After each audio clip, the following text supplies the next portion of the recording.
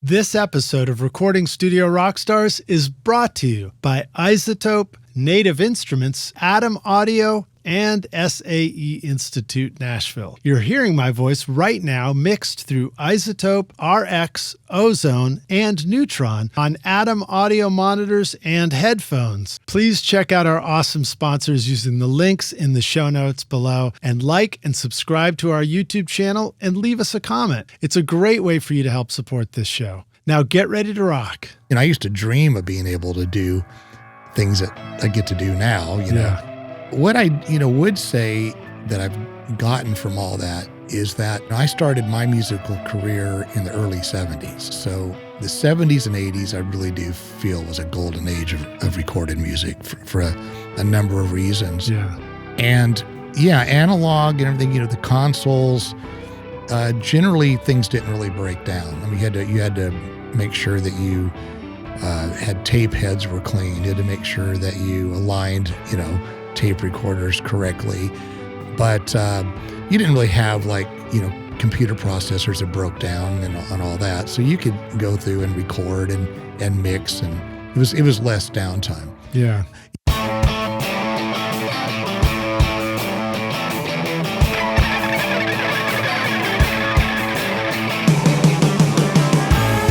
Welcome to Recording Studio Rockstars. I'm Lid Shaw, and this is the podcast created to help you become a rock star of the recording studio. Native Instruments supercharges your music production with Complete 15 featuring Contact 8 new machine hardware integration and cutting-edge synths, samples, and effects. Contact 8 now gives you the chords and phrases tool for instant inspiration, the Leap tool for dynamic looping, and Conflux, a hybrid instrument for blending organic and synth textures. Plus, Machine 3.0 is here, giving you seamless control over Native Instruments gear and the latest NKS-supported hardware. Use the code ROCK10 for 10% off at nativeinstruments.com. Howdy, Rockstars. It's your host, Lid Shaw, and welcome back to Recording Studio Rockstars, bringing you into the studio to learn from recording professionals so that you can make your best record ever and be a rock star of the studio yourself. My guest today is Bob Bullock, an acclaimed engineer and producer who began his career in Los Angeles training under legends like Humberto Gatica, Reggie Dozier, and Roger Nichols. He quickly worked with top acts such as The Tubes, Art Garfunkel, REO Speedwagon, and Chick Corea before moving to Nashville, where he has earned over 50 gold and platinum credits with artists like Shania Twain, George Strait, Reba McEntire, Hank Williams Jr., with over a 40-year career spanning engineering, producing, and artist development.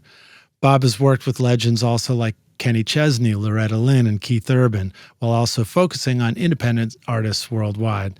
He now shares his expertise through teaching at Belmont University, SAE, and other institutions. Bob's also been a guest on the podcast previously for RSR510 and RSR369. So please welcome back Bob Bullock to Recording Studio Rockstars.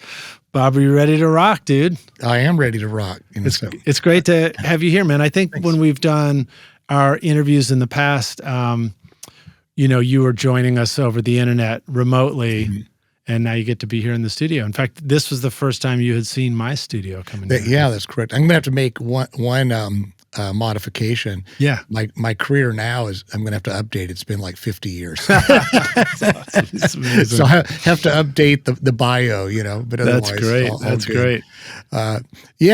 We have very similar control rooms, Carl Tatz design, and I'm a big fan. He just, won a tech award at NAMM this year.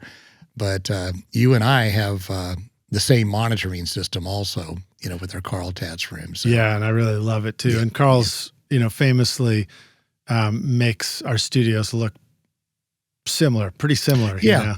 Yeah, it's its own look, but it's very efficient. Everything has a purpose for the acoustic. As soon as you walk in the rooms, you can just tell the difference. And the imaging and the monitoring is just over the top good. So Carl came in and remodeled my studio, and it went from Funky Town, me trying to figure out how to put a pair of NS10s up and, where do I put the subwoofer and stuff like that. And, trying to adjust levels to, and enjoying that and getting, some great results from that stuff, but also switching, then he came in and shot it out. And now it's like, it's accurate is probably the best way to describe it. And it's a totally different experience for me. And I will say that one of the things I love about it is it makes it a lot easier for me to mix, particularly even tracking, I can really hear the difference between sounds, and just making sure that things sound great. So when did you do your room in the redesign? Because mine's, I don't know, 4 years old or something like that. Well, I've got you beat there. Carl's actually built three studios for me over a 25-year period. Oh, okay. Wow. So the history, I'll try to not make this too long, is I was working at Carl's studio called Recording Arts. All through the 90s. Where the fridge was famously full of sodas from around the world that were all turned exactly the right direction. Yep. And it was and everything worked, and it was all, it was always really, nice when you came in. And so he built the studio in a home, and the imaging for the monitoring and everything was really great. It was one of my favorite places to work. Well, when Carl decided to take what he had learned and was doing with a home space and, go out to, do it as a building studios, remodeling studios, I think mine may have been the first one he did, but it started off, I wanted to just have a really great listening environment in my home. I wasn't really thinking of studio. This was probably in 2000, 2002, something like that. Yeah. So he designed in my dining room, ended up calling it the dining room. He designed a Carl Tatz, studio environment. And I think he had already started his Phantom Focus, trademark. Starting to brand it. Yeah, and all that. The branding. And so I had that for a few years, and it started off just being a place to listen to what I was working on at other studios and take notes. Then I ended up moving it upstairs, took a bonus room, and Carl came in and built a studio that we called the Dream Room. And that was kind of a full-blown mixing environment. So I had that for a number of years. And then fast forward, I guess actually it's probably been 11 years now. My fiance and I bought a home, and I took the upstairs and had Carl come in and design and do a room that is definitely the best of the three. It was an evolution, and they were all great. I was happy with all of them, but the one I'm in now is the best. Just the dimensions of the room, everything worked really well. And I guess, with the evolution of gear, I think, some of the things just made it a better environment. And so I couldn't be happier, absolutely love my mix room. And trying to think, there's really nothing else. What do you call your mix? Oh, this is called Cool Springs Mix. I'm out in Franklin. Cool Springs. Nice. Well, let me see. I'll see if I can screen share what we got here too, just so that everybody can see it too. Of course, we're audio podcast and video, so we'll have to verbalize everything that we look at so that people can know what we're seeing. Okay. So this is sort of like landing page for the website here, right? Mm-hmm. Yes. And then you can see the room in there, but I think if I go over to there are some photos. It all needs to be Studio updated. tab, I think you've got some great. Oops, let me do a better job of clicking on that. Okay, here we go.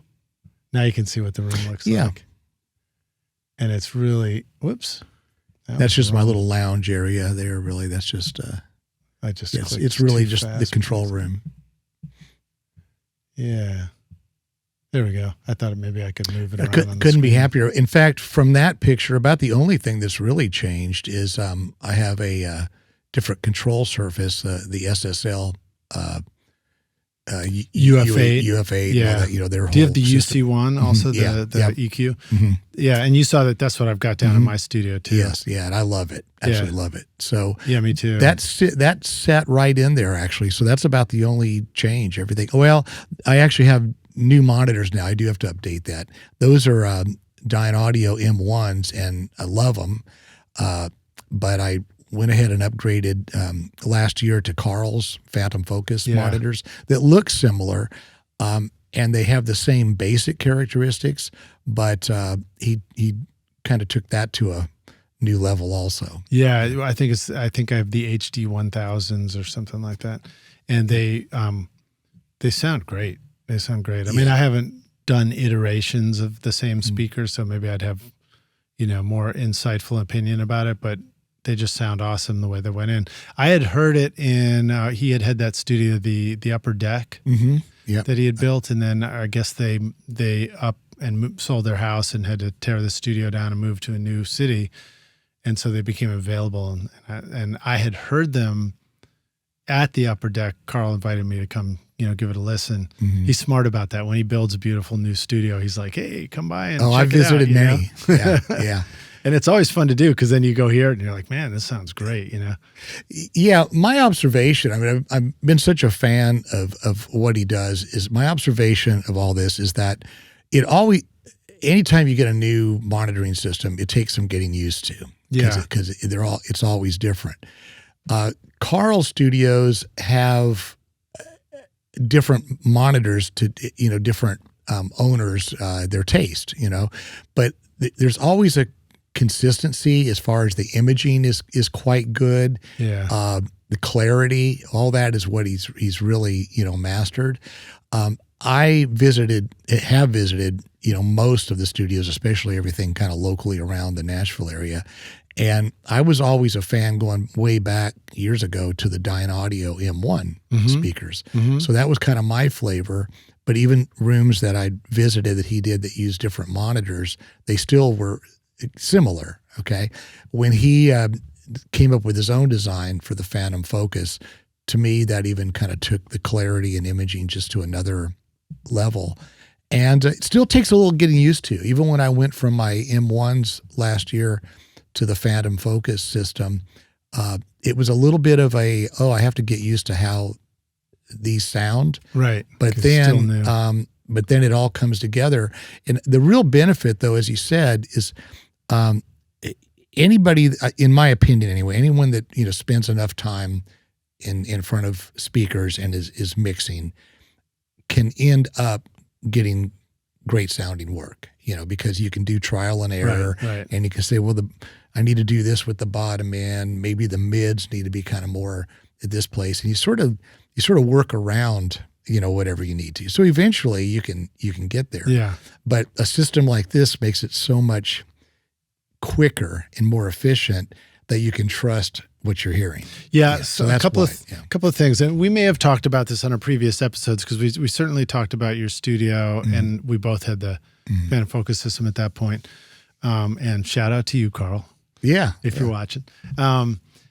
So one of the things that really struck me about the low end was in recording. So like to sit with a bass in the mix position and dial in a bass sound and play a bass part, I was like, wow, I can really tell what this sounds like right now. It feels like I can tell what I'm doing in the context of how do I want this sound to be in the mix itself. So that's really fun. I was used to sit with the bass in the back of the room, which is still fun to do because you get more bass. Right. Oh yeah. Yeah. It's a creative process and everything, but those elements give you more confidence in your decision making, and I definitely find that when I record stuff that I feel confident about, that the mixing process gets simpler, because it's not a repair process then, it's more of a fun, balance process. Yeah. So, I really couldn't be happier. And, I think we talked a little earlier, I guess was not on the show, but, just the efficiency of the computer systems and everything now is made it kind of more fun again, because we have enough processing power that we don't get stuck on things like we used to. Yeah, it's a funny that you bring that up, because I was Rockstars, you wouldn't know that by watching this, hopefully, but I've already had to start and stop a couple of times for a couple of quick edits. Yeah, and I have a system for doing that when I do a podcast, but if I have to do it a lot, it's disrupting. But the point I want to make is, I agree with you. I think that it's so wonderful to be able to live, to make records within a computer where there's like all this possibility for what you can do. You can route things, you can use plugins, you can process things, you can edit things like crazy. You can, wrangle a multitude of tracks together in ways that would have been so much more difficult to do in the analog world. But at the same time, I also feel like I actually do more maintenance in digital world than I did in analog world in a lot of ways. Like, doing this, sit down and you press go, and then the screen turns off, and then the Wi-Fi drops, and then something else, and you're just like, pulling my hair out. So do you find that at all? Have you ever felt like the digital process has been, there are more times where you might sit down and it's just not going to go today, even though it was just working before lunch and now it doesn't work? I do remember those with my tape machine. I remember it in analog very well. In fact, I'd say though today it's probably getting better, much better. There was a period of time, going from analog for me, say maybe going from the mid 90s, there was a period of time that it got really tough, the transition of all the different recorders we were using for digital and everything, ADATs, radars that there was so many pieces to the evolution of the transition, Pro Tools. And I found that to be very difficult because everything was very time consuming, and different machines didn't talk to each other well, and you went to different studios. Yeah, restarting the computer, you needed 15 minutes or something. Yeah, a whole lot of downtime, and that wasn't a very fun period. Now I'm feeling for the first time in the last few years that the computer processing is much faster. So even my Mac Mini at my studio is actually more capable than what I put it through, which is good. For a long time, I had to freeze channels and do things that it couldn't keep up with what I wanted to do. For me, going back from the analog days, though, I've embraced the evolution of technology in a lot of ways, even though, like I said, it was a struggle for probably about 10 years that I feel now is maybe, smoothing out. But, I used to dream of being able to do things that I get to do now, But what I, would say that I've gotten from all that is that, I started my musical career in the early 70s. Okay. So the 70s and 80s, I really do feel was a golden age of recorded music for a number of reasons. Yeah. And analog and everything, the consoles, generally things didn't really break down. You had to make sure that you had tape heads were clean. You had to make sure that you aligned, tape recorders correctly. But you didn't really have computer processors that broke down and all that. So you could go through and record and mix, and it was less downtime. Yeah. Even today, to elaborate a little bit, I do find there's days I go in my studio and I spend the day just doing updates and then figuring out why something doesn't talk to something else. And I don't mind doing some of that, when it's on my time, but it's frustrating when you do sessions or you try and run something and you're working with a client or you have a guest come over as a podcast guest, and you're like, you want to be ready. You want to hit the go button. Right. It's like, I was thinking about it. It's like setting up for tracking sessions. Mm-hmm. You want to, you do the setup beforehand, and then when you sit down to do it, you want it to work now. Oh yeah, it's all on the front end. Yeah, for me. And so I've kind of, I guess assessed how did I get here? Like what's my way of working and everything based on my history. And honestly, I still record music very much the same way I learned when in the early 70s. Yeah.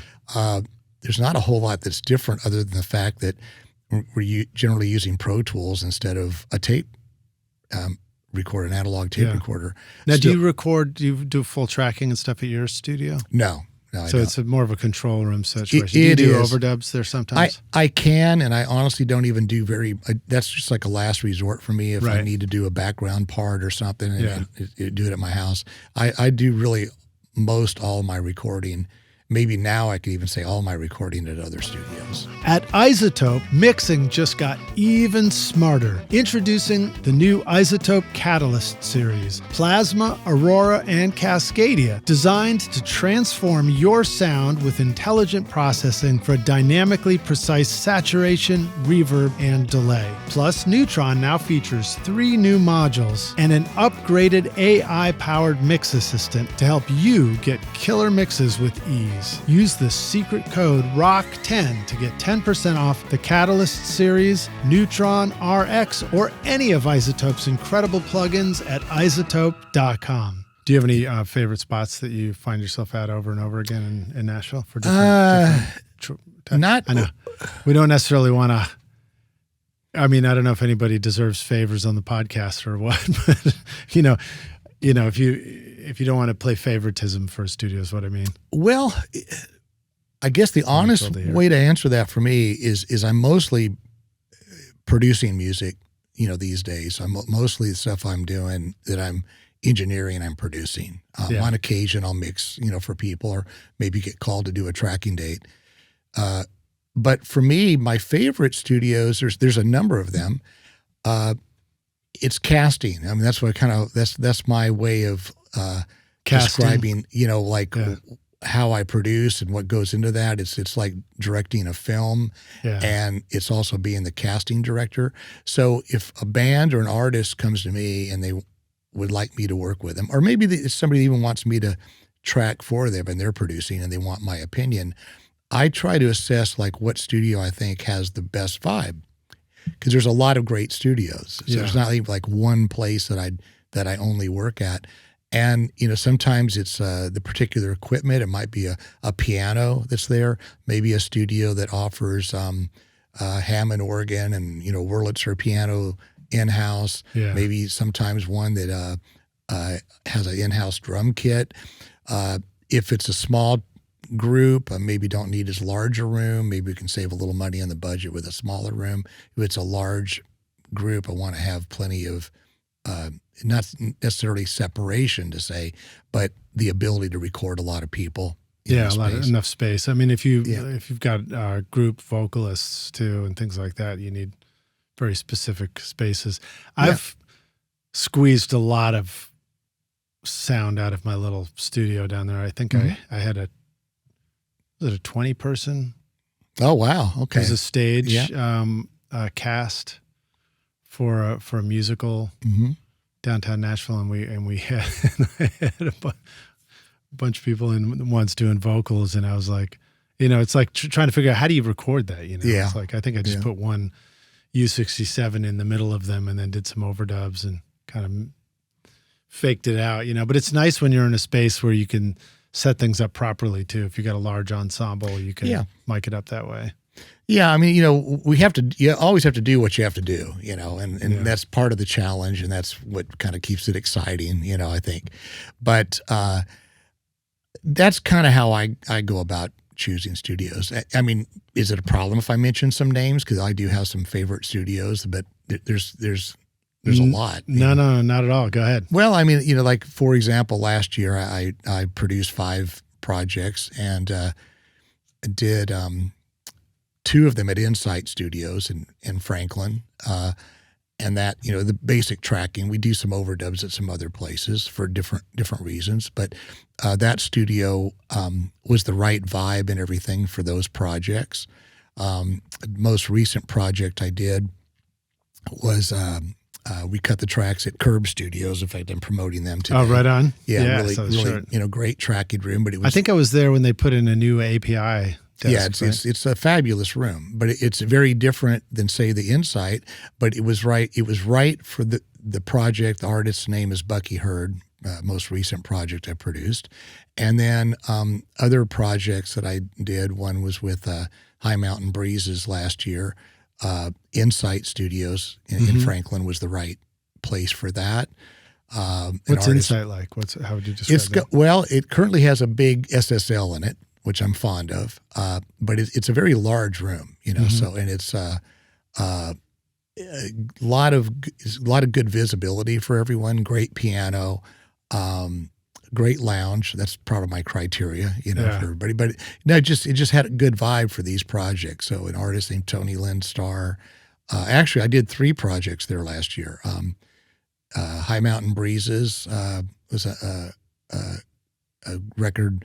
Did 2 records with them, but we did this last year. We cut it at Insight.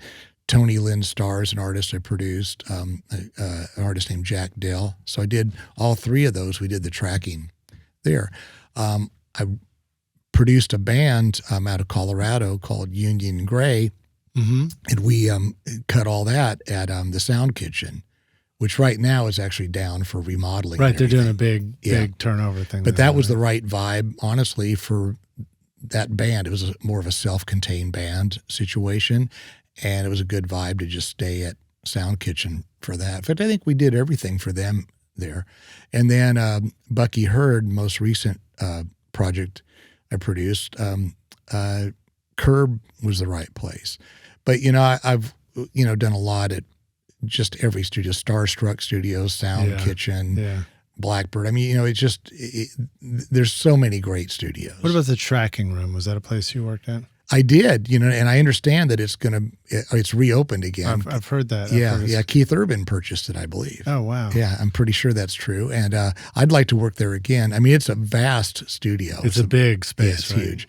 And I did stuff back in, gosh, I don't even remember when they built it, but the early days of them building it, even before the Shania Twain stuff, I think it did some Floyd Kramer stuff there where we had a whole orchestra and rhythm section all live, and that was pretty exciting. And that was a room like Ocean Way. Ocean Way is another one. So I mean, that's a place where you could have an orchestra in a room, but you could also have the drums could be in an isolated room that's plenty big enough. Yeah, right? Yeah, and the same thing at the Big Boy at Sound Kitchen, which right now is just being remodeled. But yeah, so I guess there's no quick way to answer that. There's a lot of fabulous studios, and I just find that I try to make that part of the casting, just like producing an artist and what musicians to bring into this band. Mixing has always been a thing where sometimes work with someone, they go this would be a great project to mix on a API desk, or an SSL desk, or they're all flavors. And I've really always liked the challenge, I guess, of being freelance and trying to change it up so my work isn't the same. What do you think is for somebody who might be curious? How do I put myself in a position of production where people want to work with me as a producer, and I can go to choose, the cast like you described? I can choose an engineer in a studio to work with and, do all that. What are some ways that people might consider as a path towards that? Well, it's all trust, really, Lidge. I mean, in my early days, I was very fortunate. In my early days of breaking into the music industry, I like a lot of us. I mean, people my age, it's kind of almost really funny how common it is.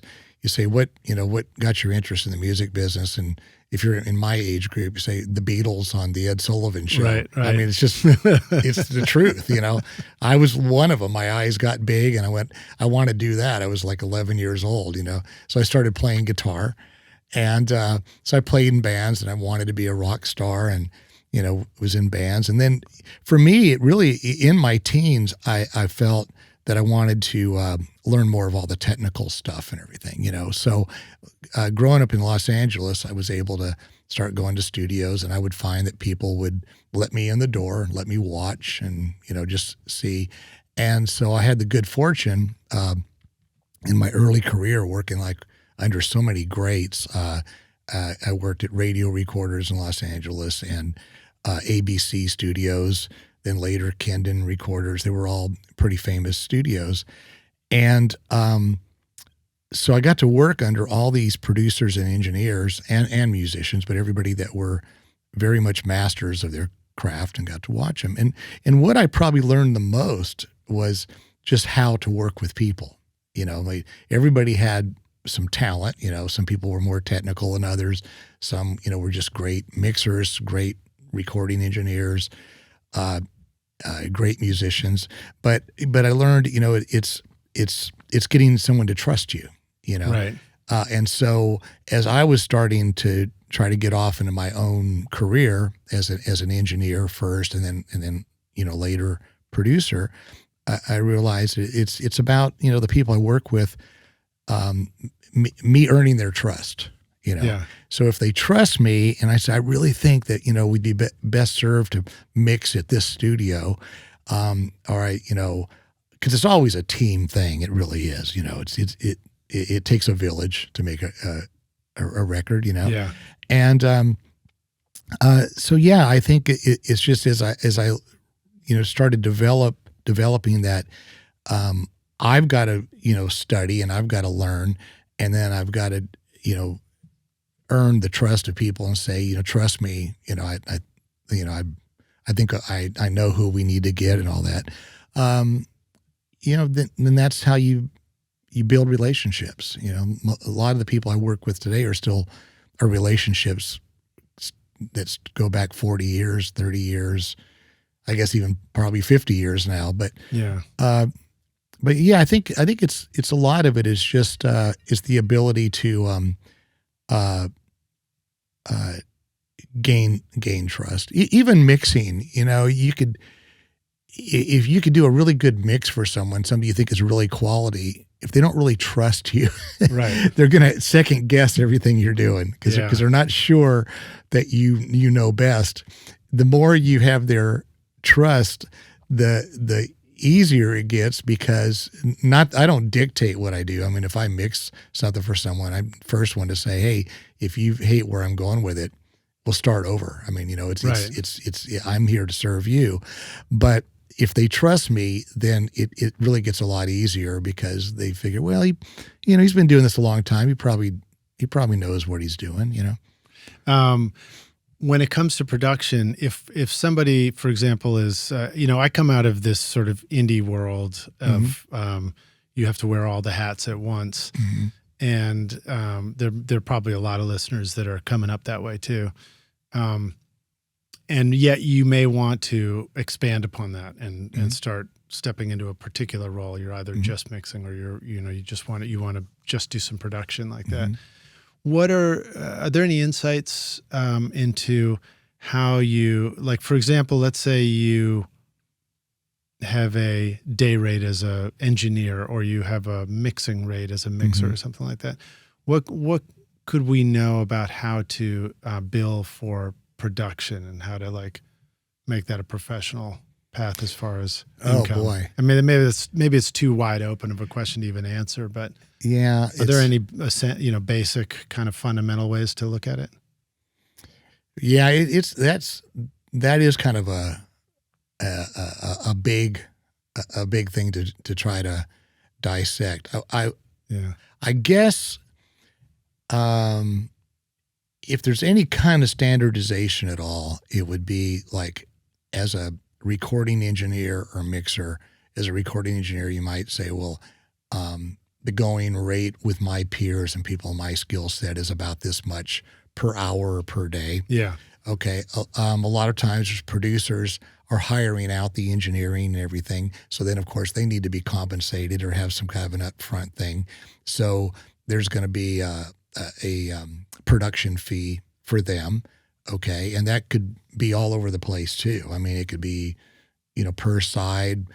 In numbers, I'm saying things that really are just kind of vague, I guess, but it could be, $1,000 per song or $5,000 per song just for the producer. Right. It could be $200 a day or $1,000 a day for the engineer or whatever. Musicians, if you hire musicians, you usually have a little bit more to go on if you go through the union, because there's a union structure. And even that has like 5 different scales depending on what you're doing. Oh, wow. So you just kind of have to put together like what, if you want to do, this is the way I look at it. If I want to do a project with someone, I have to look at how much money, what their resources are in order to get from the beginning to the end of the project. Right. And it might be completely different working with a project that is, funded by a label versus an independent project.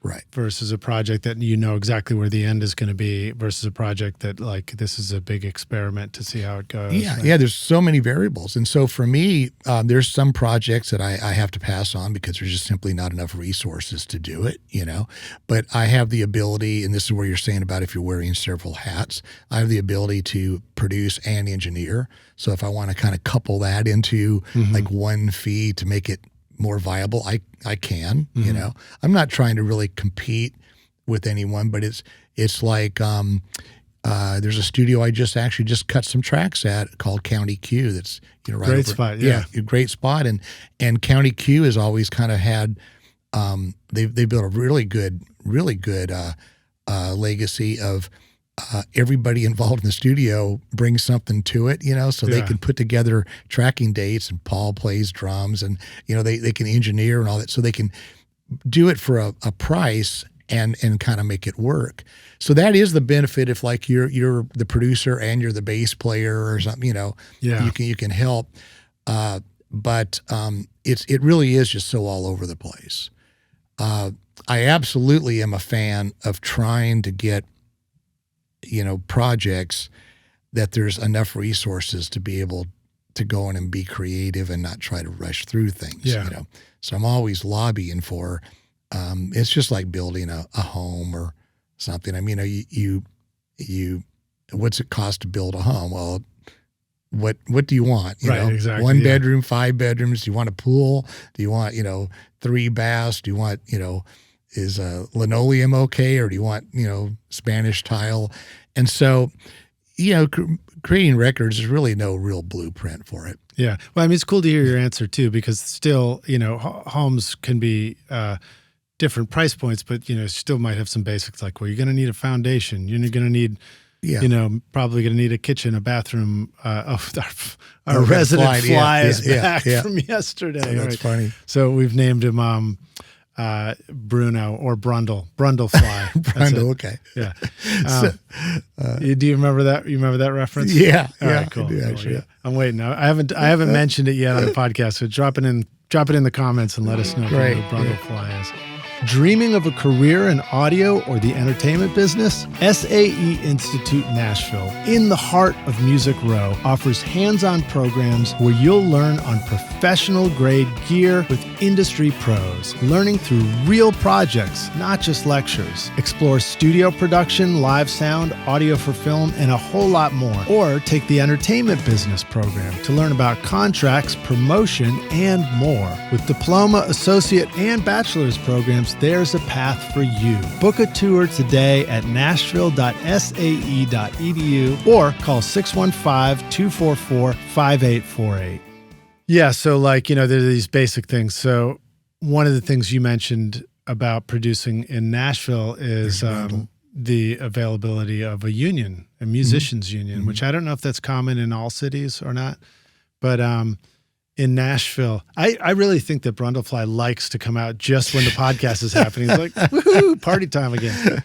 So, but he's a muso. Maybe a thought for somebody who's interested in entering more into the world of production is go study the musicians union and understand, what are the available musicians there? Who can you call? How can you do this? Get to know who some of those folks are. And then if you're in a town where that doesn't exist, I think the equivalent would be, you got to know the local musicians. You got to know who's good, who's reliable, who can show up when you want to assemble a special, session or something like that. Yeah, it's a profession. I mean, it's art, but it's the music business. So it's music and it's business, and it's a profession. And I agree. I mean, I try to work with people again with the trust of saying that it takes money to compete. Yeah. It just does, just like any other business venture, someone opening a restaurant somewhere or whatever. And, if you want a product, you want this end result of this music creation to be something that you're proud of, you may not hit it like on every cylinder every day. Right. Maybe things you have to redo, or that didn't work, so I'm going to have to recut that song a different way or something. And you need to have resources in order to do that. Yeah. And certainly people should get compensated for what you do, or you can't do it and you can't keep doing it. Right. If you don't have some success, then you can't afford to do it. So I think, it's just good to just, learn your craft, see how other people are doing things.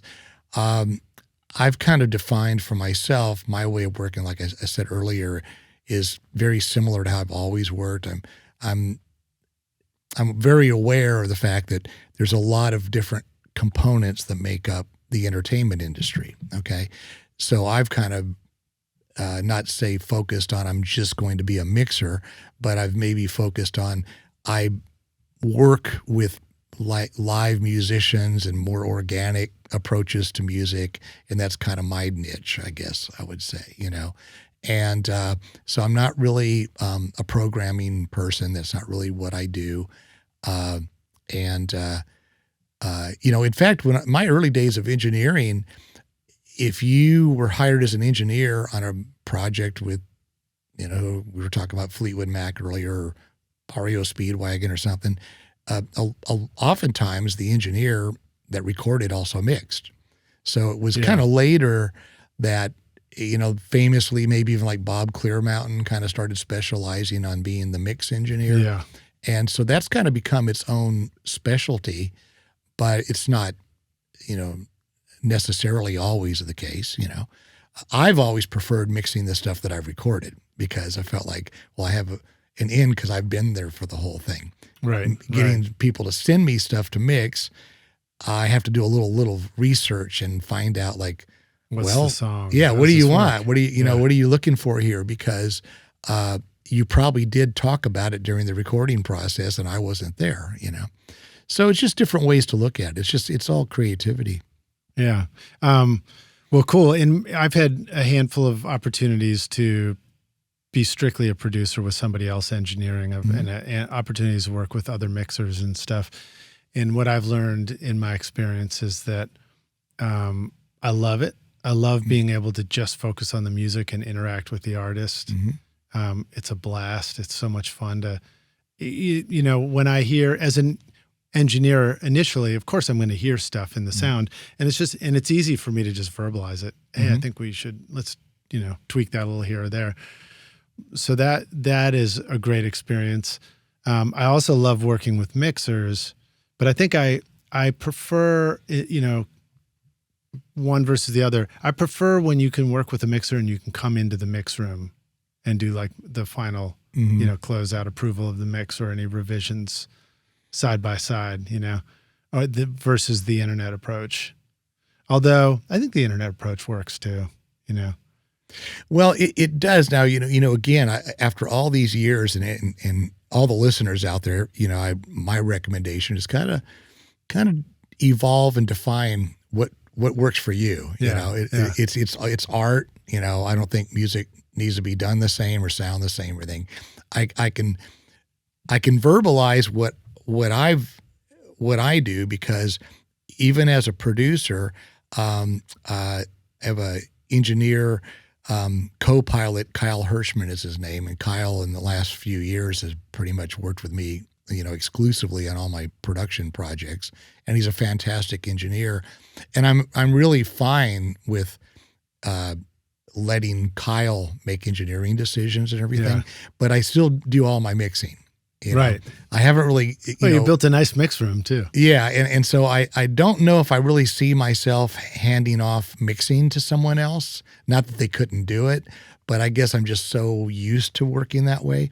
The disadvantage would be that it is helpful when I have I'm working with artists, that I can have them as a little bit of a soundboard, because you do get a little bit, what's the deer in the headlight sometimes with your work, where you if you don't have someone else to give you an opinion on, whatever it is, do you really think the piano should be that loud or something? Right. It's sometimes I have to get away from it myself and come back to mixing so that I feel like I'm objective. So that would be an advantage. Like when I'm working with other producers and I'm mixing, they come in at the end of the mix and they'll say, fresh ears and everything fresh. They go, no, do this, and this, and then it'll be right, And I go, oh yeah, that's great, But I remember learning that early on in the studio. I think initially I was used to working with groups of peers, and so everybody's in there and everybody's opinions. You're opinion fighting, right? Yeah, and then somebody walks in and they make. That maybe in our band, it was probably the singer, he's probably off doing something. Then he walks in and he's like, you got to do something different. And then, I'd be irritated. And then pretty quickly I learned that the fresh perspective on what you're doing is crucially valuable. It's so valuable. So like, rather than ever being put off by it, it's like, welcome it and encourage it. It's great to have somebody not be in the room while you're doing something so that they can walk in and give you a quick take on it. Oh yeah. I mean, it's hard to describe, really. The creative process of recording music is, there's a lot of tension, honestly, between different people, because everybody there has an opinion, it's comical at times, when you think about working with bands, and every time someone walks in, they're only going to hear their instrument.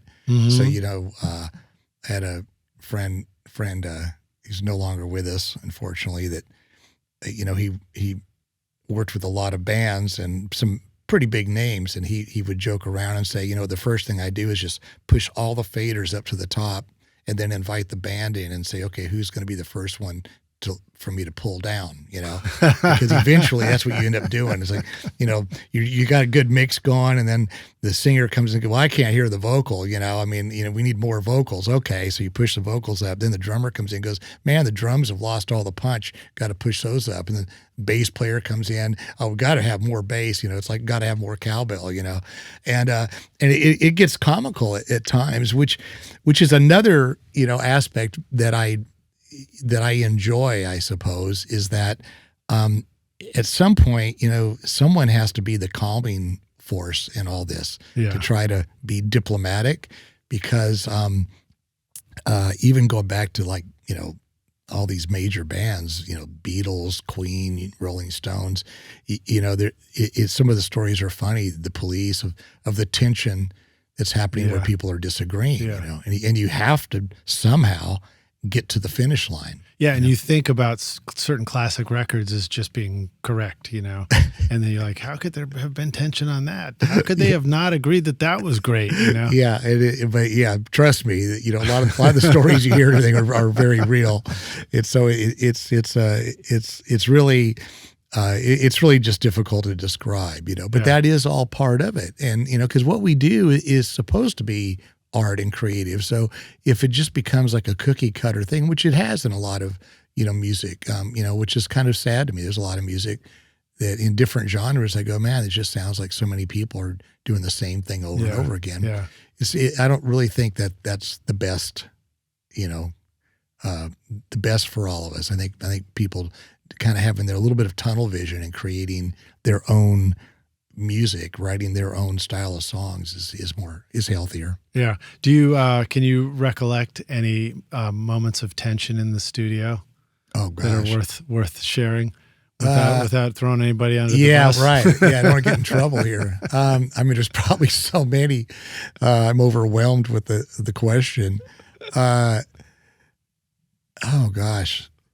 Yeah, tonight. Go back to the 70s. No, go back to the 80s. Pick a decade. Okay. How about the 90s? How about going from analog to digital? Well, where we got into some, issues there, I guess would be, I'm not going to pick any names. No, we don't need names. We just like the stories. But I'd say we're just, where things maybe, I said we were kind of, especially when we were making transitions, from the analog stuff, which, when I started in the industry, 16 track was pretty established. Tape machines, tape recorders was 16 tracks. Yeah. Prior to that, it was, when the Beatles were recording famously, it was like, 2 track, 3 track, all that stuff. A lot of music was, completed in mono.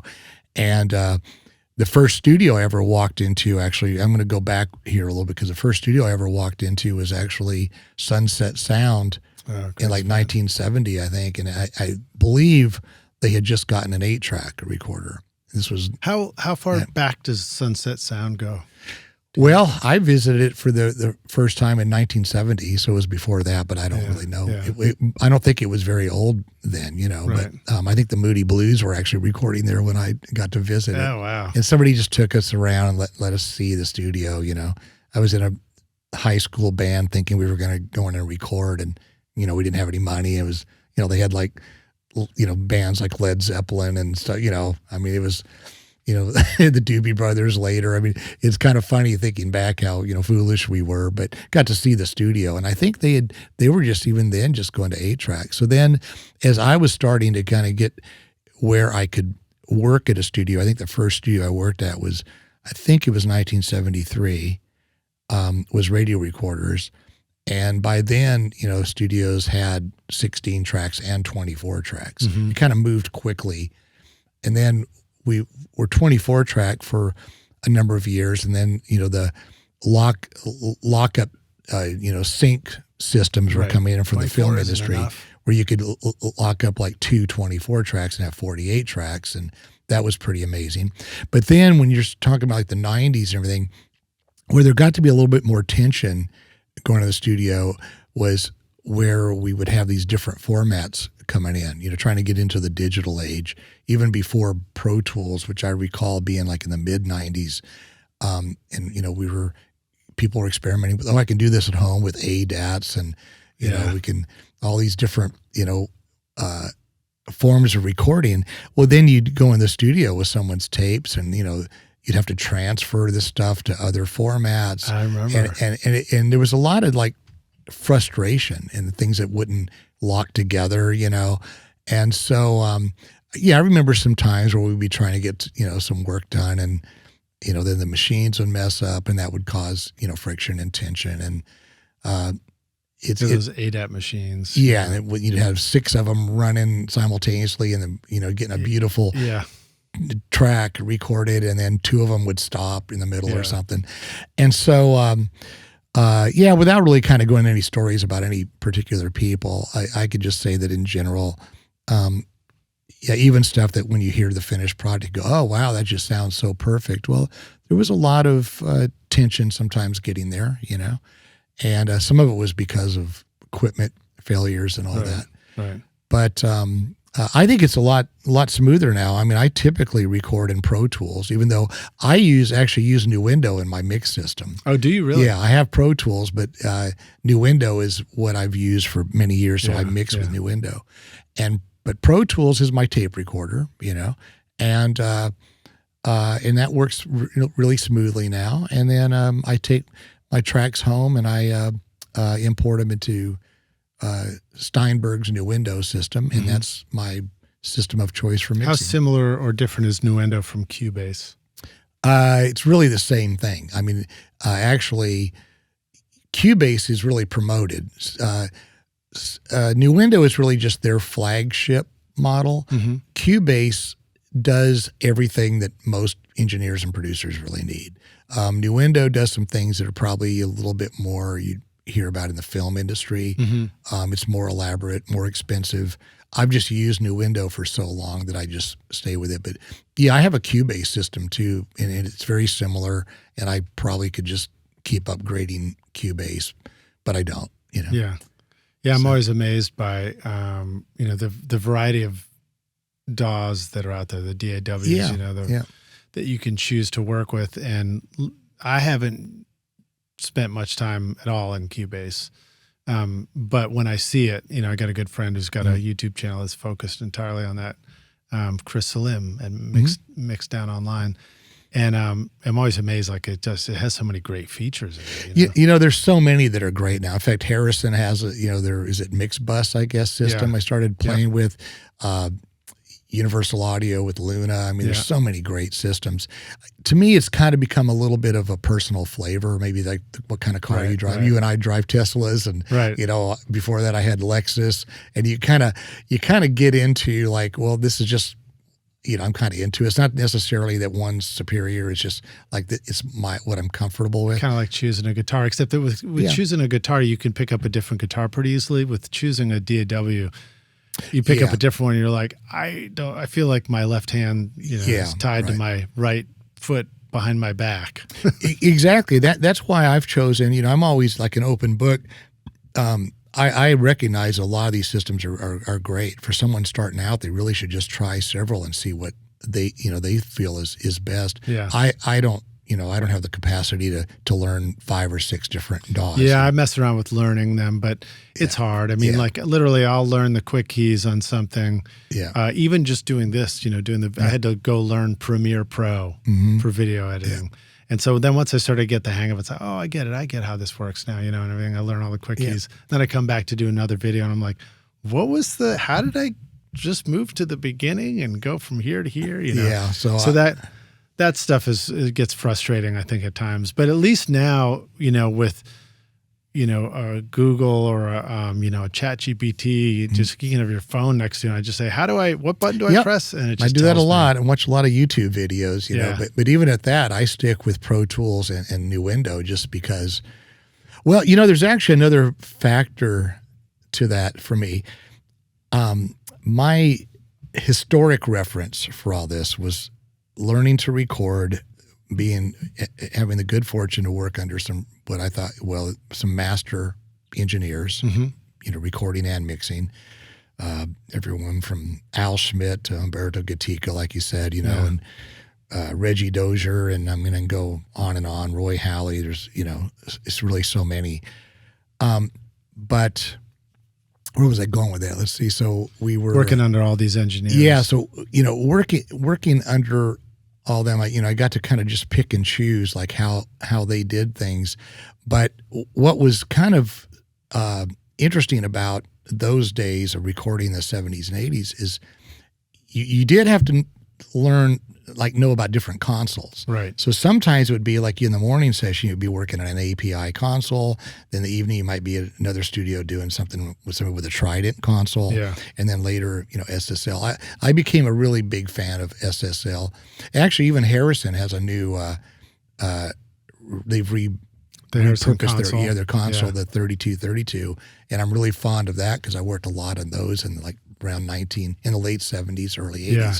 But what was interesting about all that is the way we recorded is we would record at a studio, and then if you did move to another studio, you were doing additional recording on a different desk. Mm-hmm. And so the only thing, so you had to start over. So when you go to another studio, you basically, all the faders are down, everything's zeroed, and you kind of start putting up a mix. Yeah. So nothing was permanent. You know?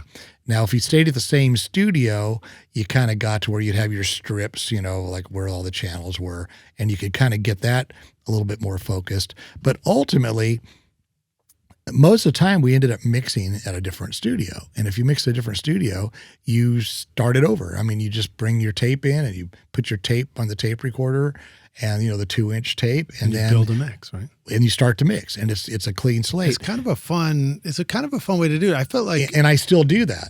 So, I felt like I remember you really learn the song because you've pulled up the mix so many times. You know what's going to work. But you're not like it's like I used to associate it with in the early days of video cameras.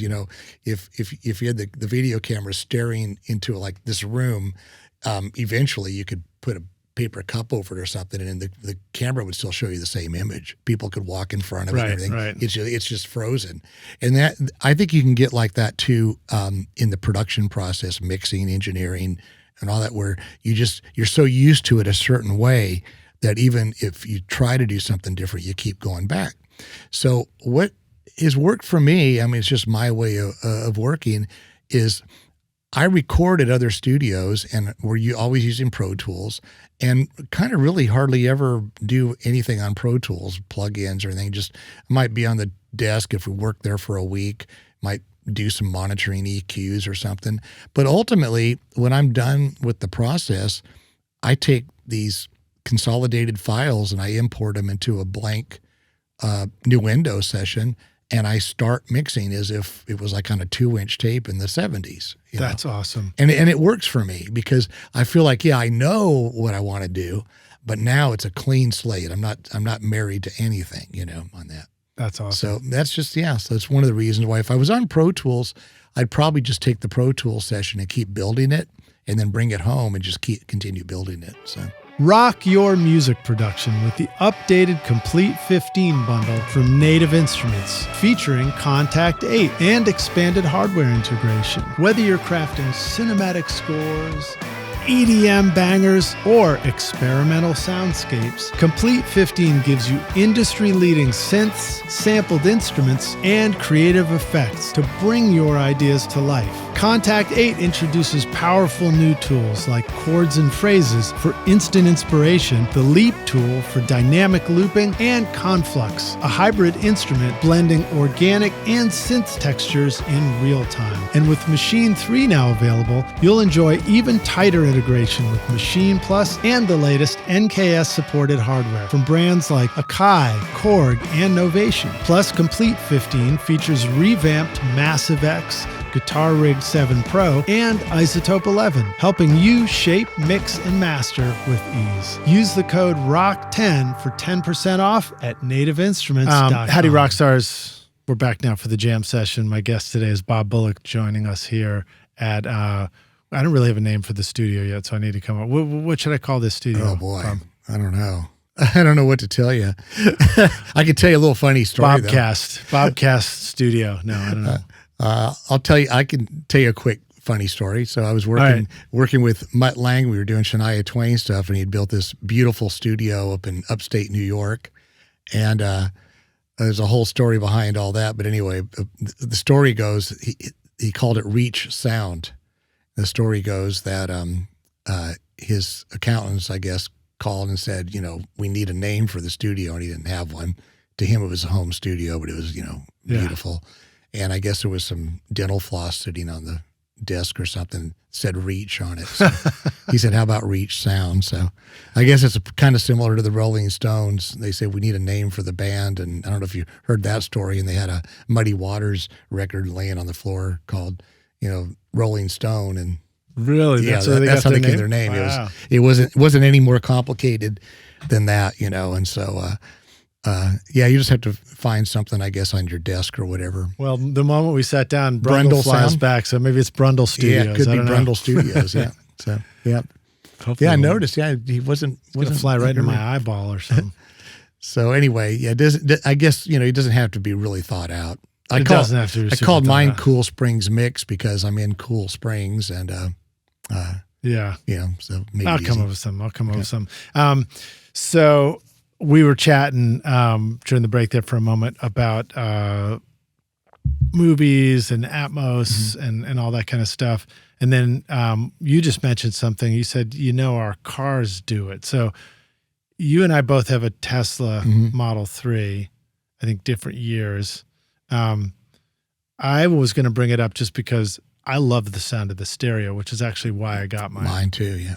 I just was in the used car lot, hopping in different cars. I always try the stereo before I drive it to find out if I'm going to like it, And then I sat in the Tesla and I was like, whoa, this sounds great. So I mean, I'm sure there are other cars with really great sounding stereos that I would have loved too. But what do you think about that? Do you still do car references? Do you still listen to your mixes in the car? Do you find that useful? Oh, that's a good process too. That's a good question. I mean, over the years, of course, like everybody, I mean, we try so many different things. I mean, I grew up in the time when we even have FM, radio transmitters, so you could, see what it sounded like on the radio before, all that, and different speakers and headphones and all that. I tried to get to a point where I just didn't completely confuse myself all the time. and tried to get away from doing the car references.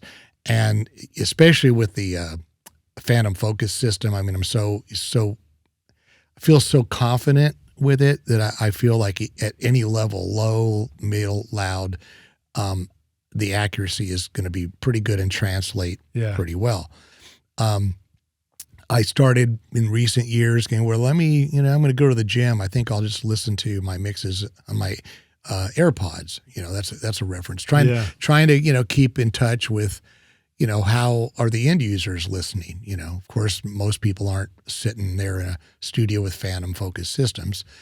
And then the cars, except for many, many years ago when I actually had, a couple different cars with custom systems in them, the cars have never really been very satisfying to me, and a lot of times I go listen in someone's car and I go, well, now it sounds like the bass is too heavy. But then I realize, everything sounds like that in this car, Right. So I don't know if we have the same system or not, but I have the, I guess mid 24, refreshed version of the Tesla Model 3. Right. And it does have the, it's the long range, so it does have the upgraded system. That to me is the best sound system I've ever heard in a car. Mine is a long range too. Okay, it probably is the same. And I think of it as whatever I didn't ask for anything special with the stereo. I wouldn't offer that, but I love the way it sounds. It probably came with that package because there's not a whole lot of options. Yeah. But if you get the basic model, it's one system. If you get the long range, I think that part of that package is you get the upgraded system with the subwoofers. Yeah, it's got the subwoofer. And I've tried to blow it up, but I haven't yet. Okay, well, what's funny is it's the first system I've had that I can actually listen to stuff in there with everything flat. This sounds really good to me. Every time I try to tinker with it, I go, I don't really need to do that. It really sounds good. That was exactly my experience too. So I am now listening to my, things I'm producing in the car as I'm driving around, and I'm satisfied. I go, wow, this sounds good to me. And of course, one of the things that's improved and all that greatly is, I can play stuff off Apple Music, just load it in Apple Music or whatever, or Samply or something. I can play stuff direct right in my car. The old days you had to, burn a CD and then go play it in, or before that a cassette or something. So, I've tried to simplify. Now my work is primarily, if I'm happy with it, in my room, even at lower levels or whatever, then I'm good. But then, I might listen to something on AirPods and go, well, maybe it's a panning thing or something I might want to do. Or maybe I might want to add a little effect to make some ear candy in there. And then listening in the car is just a way of me, to compare like other music and see if I'm competitive. That's all I'm ever looking for is, does it seem like it fits? I don't think music should sound the same. I'm really artist driven. I think it's okay that, the Rolling Stones didn't sound like Queen, for example. Right. But you want your music to sound like it fits professionally in those comparisons. Yeah, I agree with you. Have you found a clever way to listen on your AirPods while you're actually mixing? No. Yeah, I guess I can switch over the audio engine in Pro Tools. No, I think I've tried that and it doesn't work. It says it's the wrong sample rate or something like that. Well, here's another interesting thing. And again, I don't mind sharing how I do things. It doesn't mean that it's right for anyone else. Yeah. But I've never, I used to try to mix in headphones and I never did it very well, you know? And here's why it didn't ever seem to work for me. Now, we're going to probably talk a little bit about Atmos and everything, and I may try to venture out into that a little bit more now, because again, this stuff is moving very quickly, in a positive way, in my opinion. But in earlier days, when I'd say, okay, I'm going to try to just mix this wearing my Sony headphones or whatever, and I would find that I'd get it where I think, oh man, this sounds really great in my phones. And then when I take them off, and of course they had to decompress, because if you go from headphones that are right here, to your speakers up there, everything's going to sound terrible. Yeah. But then even after decompressing, I'd go back and now put on the speakers, and the reverbs would seem wrong. Yep. panning didn't seem like it did to me in the headphones. And I say, it's like it just doesn't work for me. Now, if I mix something and I'm really happy with it on my system, and then I put on headphones, most of the time I go, oh, wow, that's good, Yeah. And so it's like I get to, the end result works. Same thing with AirPods. I think, that's kind of become my headphone, like if I'm walking around and I know a lot of people listen to music, with those. And I don't have them where they're like following, my direction and all that. They're all just stereo, Yeah. I find that maybe what I notice is I'll go, maybe a little less reverb on the drums, might make them a little tighter sounding. As I said earlier, maybe some panning things. But it's usually just really subtle. Might be, maybe that solo guitar could come up a little bit. Yeah. But that's about it. Well, and headphones have a different experience about the center image too than speakers do, I find in headphones, I'm more inclined to accidentally turn up the center image too much, like the vocal level. Yeah. Because I did a lot of mixing in headphones at my Bonnaroo studio for 15 years. So everything was mixed in headphones. And I really love those Beyerdynamic DT70s, the 770s. And I use those all the time. And then there were times where I tried to mix with those in the studio where I was like, ooh, I can really hear the gate setting on this drum. Yep. And I get super tweaky with it, and I'd set reverbs and like, that just sounds great. And then just like you said, I'd flip up to the speakers and I was like, whoa. Yeah, it's kind of funny. I mean, maybe it works or for other people. It's just like for me, at least to date, I don't know what the future is because all this stuff is advancing so much, But it's interesting. You can really make yourself crazy, trying to hear everything on every system and all that. And believe me, I was among the people that did that. But I've tried to just, I can't control what, every way the end user listens to the music that I create, And especially now with Atmos, we were talking about that too. It's this flexi format. Yeah. So it adapts to whatever anybody does. Yeah. So you really never know what your target is, 100% on that. But you mentioned something. You said did you think that our car is supposed to be able to? Yeah, my system does play Dolby Atmos, and I'm trying to. It might be different. Looked at it. It has like some kind of spatial, or I forget what it calls it. Well, that's what Apple calls it. They call it spatial audio. Well, the Tesla also has like their own slider. And I've just found it confusing, which is the unfortunate thing in that whole world of immersive and stuff is there's a lot of it that it just leaves everybody kind of scratching their head about like, what am I hearing this now? Yeah. Because the Tesla has like auto or standard or off, for Atmos. I usually leave mine in auto. Yeah. I've listened to spatial music off of Apple Music for one. And I don't know how different that is from actual Atmos, but I know that's kind of their take on it. Right. I think it's essentially an Atmos playback just through their not renderer, but maybe it is renderer. Okay. It's through their algorithm. Okay. But now I've also done things with that where I was like, am I really getting Atmos in my car? Am I getting immersive? And then I just went and played like a stereo track or something else, and I'd flipped the slider in it, and I was hearing a difference. And I was like, okay, I think maybe it's just trying to fool me. A pseudo thing? Yeah, I don't know. Yeah. It's hard to know. I'm not sure either. In fact, that's an interesting thing. I mean, I was telling you earlier when we weren't, on the program that I'm kind of a movie snob, so I try to only go to movies that are either at an IMAX or a Dolby, actually a Dolby theater, really. I love the Dolby theaters, and I love the immersive sound. I've always been a fan of surround sound, everything. Yeah. I haven't done any Atmos mixing of any of my projects because I haven't really found the justification yet, for the added expense and to do it. Now in the cars, I've got a car that can play back a spatial audio and all that. Although the sound system is so good, even with stereo work, that it fills the space. So I will say that. So like you're saying, it's kind of hard to define. Like if I listen to something that Apple says is spatial music, I can't say that it sounds that different to me in my car, really. Right. And at home, that's an elusive thing. Not very many people have a, immersive system. A lot of people now have like 5.1 systems and sound bars that kind of generate a pseudo Atmos experience. But for film, television, all that, I love all that stuff, and cars.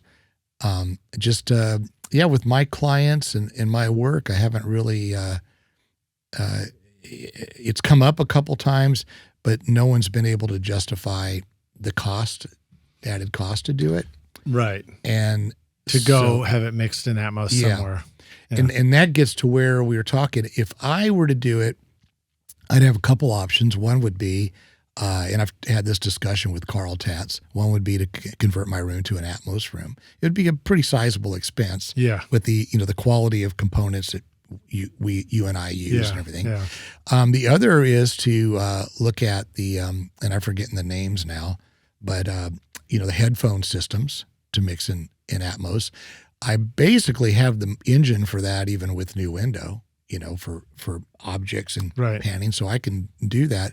So one thought I had, just talking kind of just openly, is I could maybe start a mix that I'm working on in an Atmos environment with object selection and everything, and then take a few songs to somebody who's more skilled and experienced than I am on Atmos and fine tune them with their help. Yeah. I was just talking to Justin Gray about that yesterday, actually. It'll be last week for you rock stars, but, which is why Brundlefly is still flying around.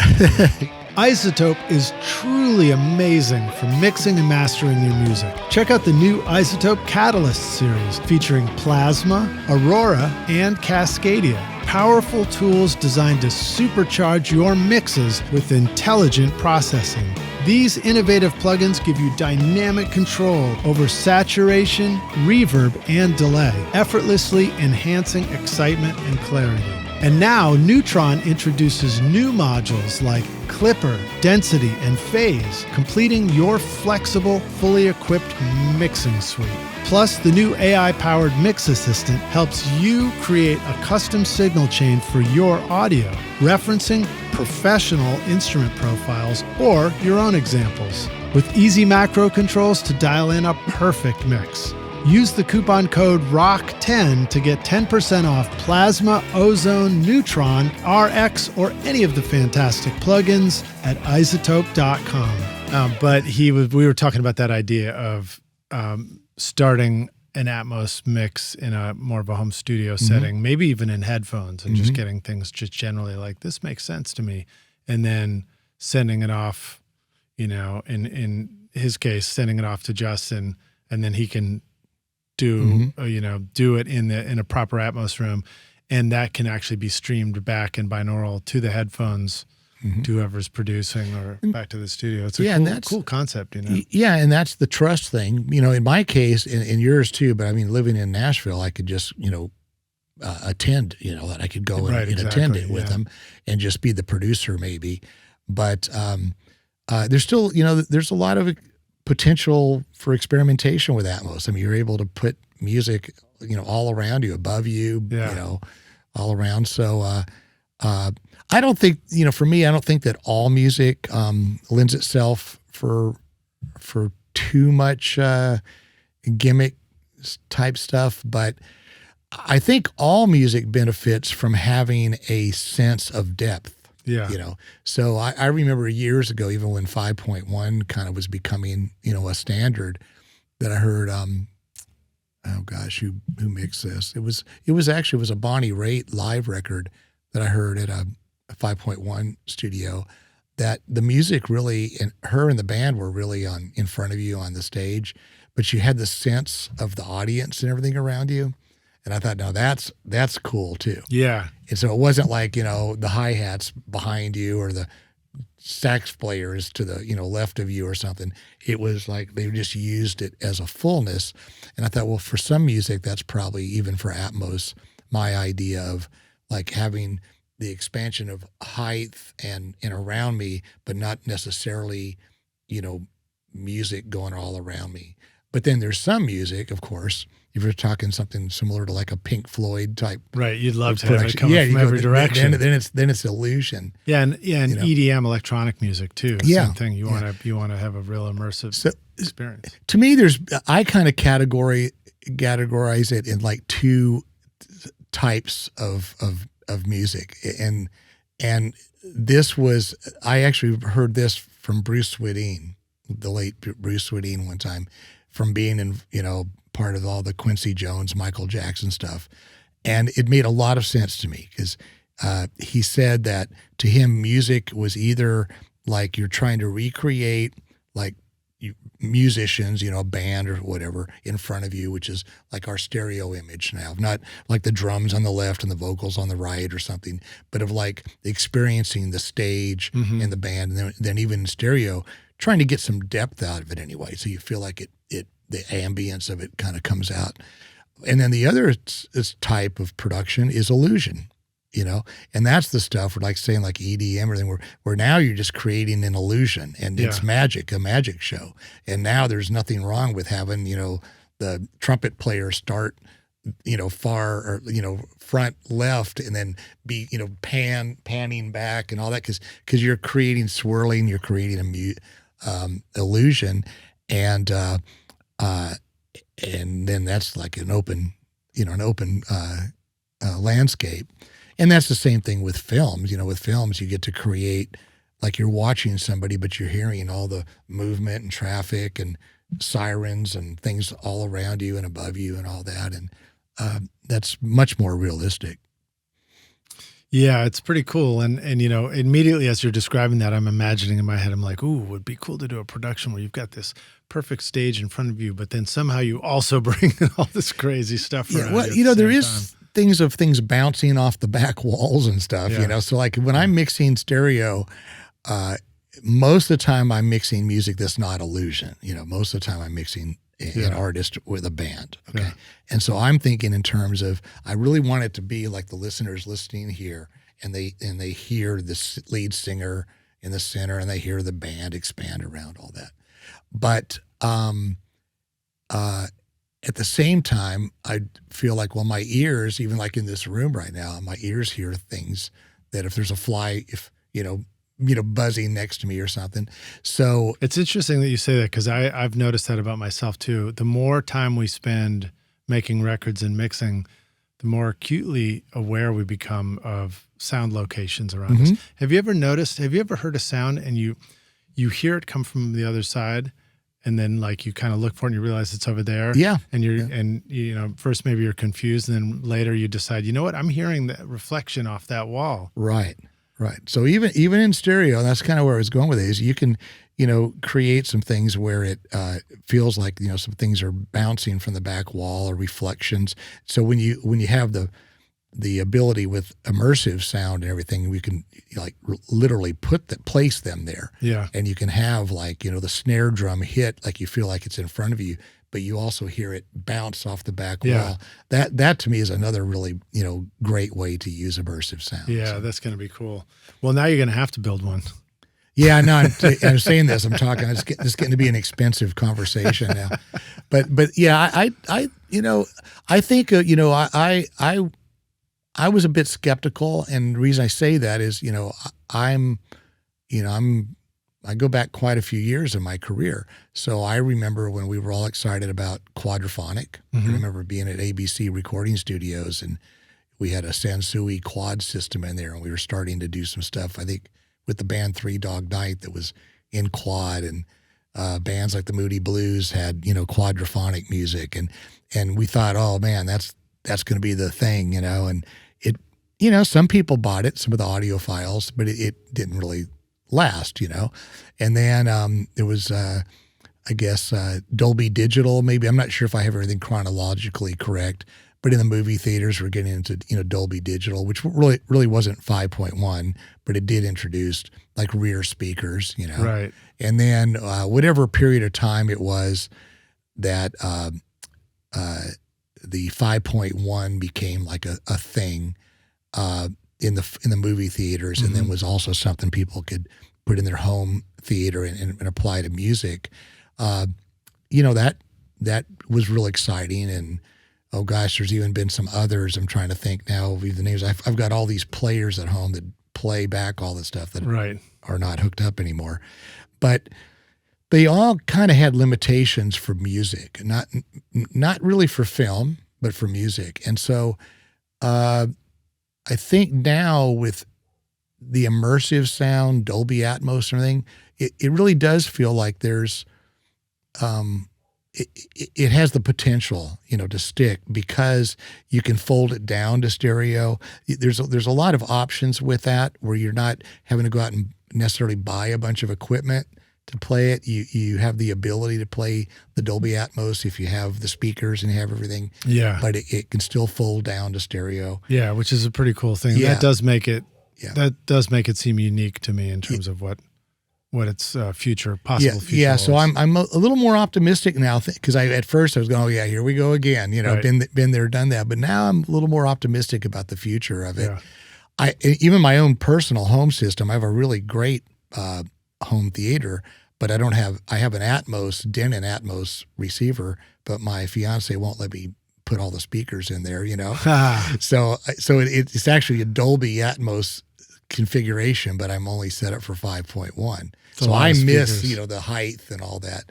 But if I could convince her to let me put the speakers in, then of course. I think I need to do that. I need to figure out how to make my home living room theater, kind of surround. I've never hooked that up for watching movies at home and all that kind of stuff. It makes a difference. I mean, it really does. So, we keep evolving. I think the thing we have to be, realistic about in creating music is that, we're not going to really get a lot of people that can sit in the middle of a system, a blank screen, and listen to music in immersive. But if it's with film and visuals, then with the headphone delivery too, and the headphone delivery are in your car. You know? Yeah. So that, so anyway, that's exciting, but that's, I've yet to actually do an Atmos mix though. So, me too. I haven't really dove into it. Mostly because I've just been so busy having other things to do. I got so many other things I have to dive into. But I look forward to it, and I just got recently challenged by my band's record label, Megan Gohill at Gohill Records. He challenged me. He just basically said, "Oh, so now that, because I'm in the process of delivering a first Atmos mix to the label for a client that I'm producing." Oh, great. And so that'll be coming soon. And so then Megan said, like, "Oh, so now when we do all your band stuff," meaning my band, so it's all going to be Atmos now. And I was like, whoa, I hadn't thought about that. So now that's the perfect challenge. So I'm like, all right, well, I won't have a system installed, but I'll put on headphones and start messing with it and see if I can figure out a clever way to at least deliver something. I'll probably, follow that. I mean, I'll probably get to that because it's all exciting to me. You know? And as I said, I've always loved the idea, as I already explained all this, of music coming out of all directions, even if it's just ambience, Yeah. But, it's interesting, that we have an evolution of all these toys and how we can do things. So let's see. You have some, you were mentioning, so on a previous episode, you had told this great story to us about working with Fleetwood Mac and rescuing the tapes for Rumours and lining up the hi-hats on the left and the right and making sure that they didn't flam or that they sounded like they were coming out of the center. And then I think you were recently saying that you're getting ready to do a new project that's related to that. Well, it's a little early to say, but this is another interesting background going back to 1975. I guess I was working at ABC for ABC Records. They had wonderful recording studios in I guess it was Hollywood, Los Angeles, and they definitely had. The budget with it being ABC television and all that we had these really great rooms. So Fleetwood Mac had been working on the Rumours album for probably nearly a year by then. Okay. Started up in Sausalito, California. And they got to a point where the analog tape was shedding, and they had put so many hours on it and all that they really thought that the album was ruined. Okay. Well, it's kind of, interesting. At the time, it was recommended, Ken Corea and Richard Dashit were producing, and it was recommended that they contact a guy named Jerry Faree at ABC. He was the head tech there. About, we were told that maybe you could help us salvage this by taking the master tape overdubs, the newer overdubs, and putting them on our original safeties, which weren't actually safeties. They had actually, interestingly enough, they had recorded to 2 24 tracks simultaneously at the same time. So they had first generation safeties, which was very uncommon in those days, but it was a blessing. So Jerry, figured there was a way that we didn't have, synchronization or anything like that at all, that we could transfer these overdubs to original reels, therefore save the 24 tracks so that they could mix. And so at that time, it was just, I was on staff. I was one of 3 people. A guy named Bob Diavola was a tech, and Jerry Faree and myself, and we kind of rotated and took turns once we set this up, which I'll explain. And well, you've already explained the whole story to us. All that, yeah. But it's good to hear the recap too. Okay, so the recap is that. Are you ready to launch your career in the audio or entertainment business? SAE Institute Nashville, right here in the heart of Music Row, offers hands-on programs to prepare you for the industry. From studio production and live sound to audio for film and a whole lot more. You'll learn by doing, working with professional-grade gear alongside experienced industry pros. If you're more into the business side of entertainment, SAE's Entertainment Business Program teaches essential basics like contracts and promotion to help you navigate the industry. With diploma, associate, or bachelor's degrees, there's a path for everyone. Plus, Career Services supports graduates as they take the next step. Want to see it for yourself? Immerse yourself in Nashville's exciting music scene and book a tour today at nashville.sae.edu or call 615-244-58. This was just another day in the life. This is what you're doing, and the producers and the band thought the artist was, they thought the album was ruined, and of course I just thought, oh, Jerry said that this will work, so it'll work, and we did it, and they were very grateful, of course, because we had no idea at the time just how dire the situation was to them. Right. And did you guys have an idea at the time how important the record would be? No, because you never do. I was a fan of Fleetwood Mac. I was a fan of Buckingham Nicks, and then I was a fan of the album before Rumours, which was had Rhiannon and Landslide on. So I was definitely a fan. It was a thrill to get to be participating with the band Fleetwood Mac. Yeah. But I wouldn't have been able to guess like you ever could that that's where I'm going to with this conversation, that now, like 50 years later, I think last year it was like the most streamed record, wow. A 50-year-old album. So that's kind of the importance of the story there, is that, who would have known that record would still have the popularity all these decades later. So Ken Corea approached me about the idea, and I don't know if this will happen or not, of maybe us going and trying to recreate that and put it on camera, so that's what I had mentioned to you, and I don't know if that's going to happen or not. Meaning recreate the rescue of the album? Yeah, how we did it so people could watch. Because the thing that's there's a few things that are exciting about it to me. Is number one, it's just so great that that record, is still so well known this far in the future. You can never know that. And the other is that especially for, it's like a behind the scenes thing, or for young engineers and producers. It's interesting how we did what we had to do with what we had at the time, and it worked, but you wouldn't even dream of having to do anything that crude today, So Rockstars, It's episode 369 was the last one where Bob was joining us, and he explains, I believe, as I recall, like, in detail, how you lined up the hi-hats and rescued it. So it's a great story. So I encourage you to go. We'll try and put a link to that in this as well. And it'll be in the playlist too, because usually we have an attached playlist for your music. And so if this comes together, it would be fun. I mean, we wouldn't be able to create the same thing. I don't even know if we could get the 3 M79 24-track machines. Right. We may have to just simulate the idea. But it would be kind of fun because basically it was a process of having tapes, 2 tape machines, 1 record ready, and then 1 in playback to bounce tracks, but without any lockup. The only way we could do it was to hear the hi-hat from each tape machine. And we did have slight vary speed. We had vary speed capable on those. Yeah. So to some extent, you could start them both at the same time, and it would start off, the hi-hats would be together, and you could vary speed a little bit.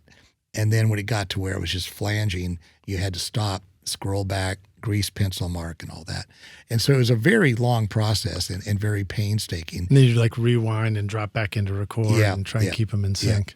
Yeah. And then, and it worked. It reminds me of... It wasn't sample accurate, I can tell you that. Right. But it was rock and roll accurate. Yeah, but it worked. It was groove accurate. Yeah, it was definitely groove accurate. There you go. It reminds me of those times in the studio when you're trying to do like a tremolo guitar part and there's no making as an overdub. Or even in real time. And if somebody can carefully hover on the speed, you can kind of keep it in sync, while you're working on it. Or even delays. Yeah, I mean, so many things that we take for granted now. I mean, I used to dream of being able to have something like undo or whatever. But, for people that are interested in the history of recorded music, which doesn't go back that far, really, it's like I remember days where we would we would do like a flanging effect, a phase effect, somewhere in a song. And the Small Faces, I think, famously did that. Itchy Coo Park was a song that they used a phase shift kind of thing. Well, that was like an all-day process to do that. You had to set up tape recorders and literally with your hand, take the flange of the tape, which was the metal part of the tape, and hold it and skew it a little bit so it would make this. It was like 3 tape machines involved in doing this. It was messing with the speed. Yeah, messing with the speed, and you would get to do this kind of this. But you had nothing to do it with but your ears and your hands. So the rate that you kind of put pressure on it and everything is what determined, how fast or slow that. That's cool. So it's like it's more of a performance than just pulling up a plug. Oh yeah, it was an all-day affair. Sounds cool. Yeah, and then you would edit that piece in or something, And now you just call up a plug in and say, I think I'll make a phase shift in the bridge and bang. I feel like there's a number of things that maybe get lost in the translation to a Pro Tools mix, for example. Mm-hmm. In the digital mix world, we're so used to making an adjustment and then stepping back from it and observing it, right? Mm-hmm. And deciding like, how's that, whereas in the analog mixing world, the song's happening and the mix is happening and you're making the move all at the same time. It's this kind of a no automation mm-hmm. thing. But one of the things that I've mentioned before is I think about delay settings mm-hmm. on a mix. In a console mix, when we were, a lot of times we might have just set the delay and said, that sounds mm-hmm. pretty good.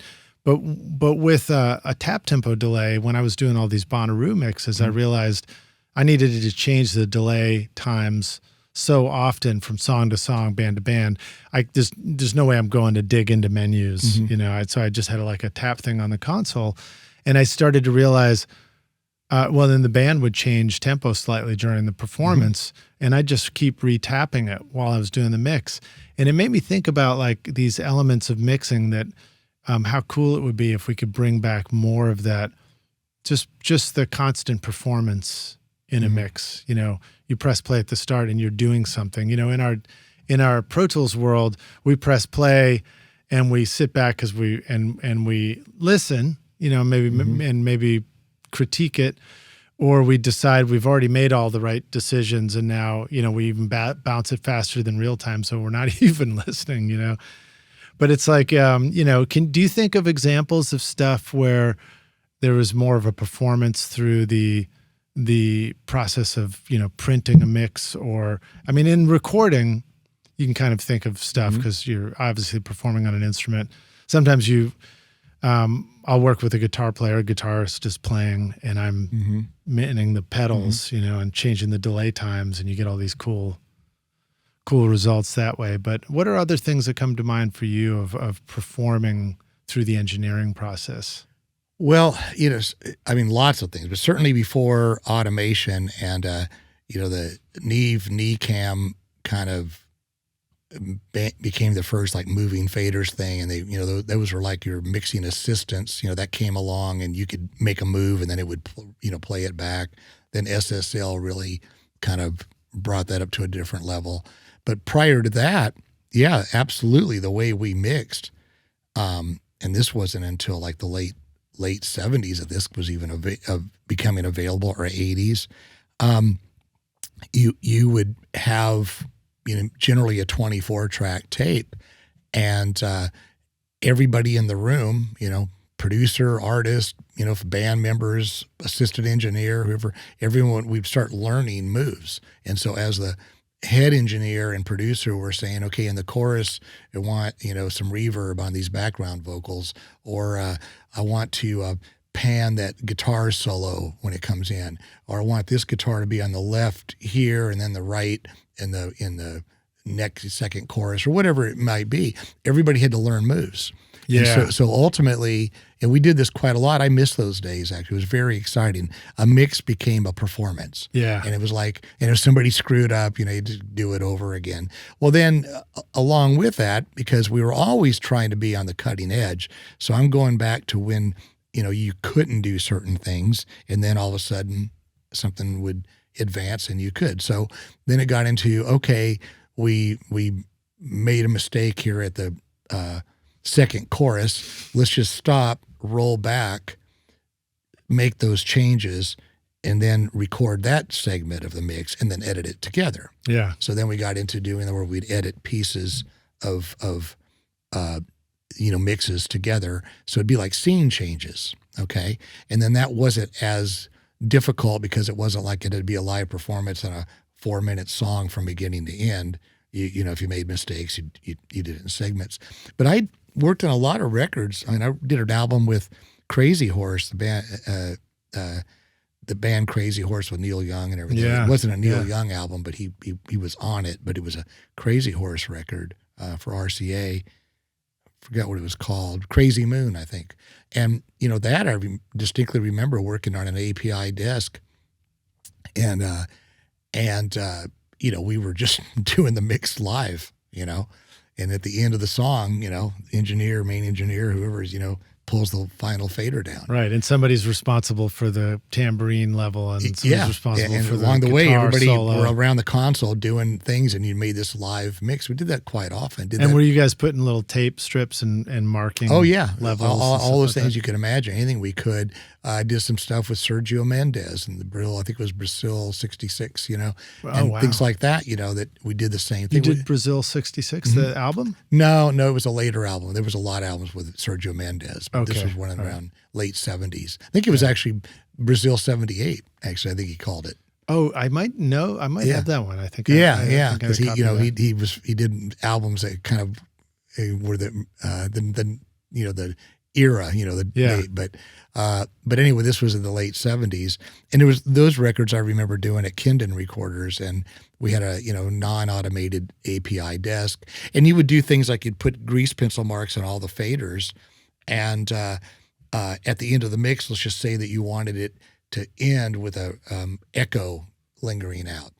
Well, you couldn't just pull the master fader down, so what you would do is you would literally just like pull all the faders down with a yardstick, You know? Oh, wow. And then at the end of the song, and then the echo would splash over, and then you would pull the master. I'm going to get a down. yardstick for my SSL UF8. Yeah, there you digital, go. Yeah, digital we did all faders. that, Lidge, you know, and you did whatever you had to. The funny thing is, if you didn't like the mix, then you had to go and you had to replace all the faders back according to the grease pencils. Yeah, you know, all that has done to me is hasn't made me lazy at all, because I care very much about every note and everything I do, but it helped me understand that, you know, we would, like you were talking about delays and stuff, you know, we had no way of like tap syncing delays or anything. You'd say, let's put a delay on that guitar, and you would maybe vary speed a tape machine or something till it kind of felt right. I mean, what felt right, it was maybe give or take 20 or 30 milliseconds. I don't know, 10 milliseconds, whatever. You just go, it felt right. Was it clocked to the tempo? Was like this, quarter note 400 at 120 beats per. No, it was whatever my ear told me was close enough or sounded good. I bet it was the I digital still work delays. that way. It was probably the digital delays that came out in the racks, where all of a sudden you had that little card. It was like divisions of milliseconds for quarter notes. We started getting, and occasionally I still use those, but I honestly still do stuff like, like the Roland tape.